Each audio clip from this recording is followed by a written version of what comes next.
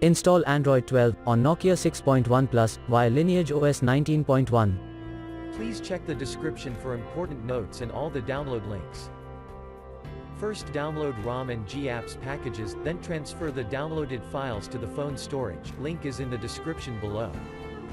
Step 2. Boot your device into TWRP recovery. Once in TWRP, click on Wipe, Advanced Wipe, and select the check boxes, as shown in the image, excluding internal storage. Step 4. Swipe the button to wipe the device. Step 5. Go back to the recovery main screen, and tap on the Install button.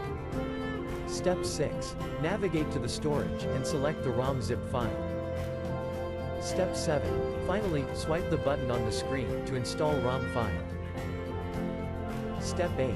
Flash the GApps zip package, in the same manner. Step 9.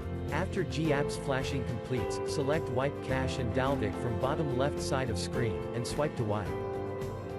Step 10. When the flashing process is complete, hit Reboot System. That's it, you have successfully installed the ROM on your device.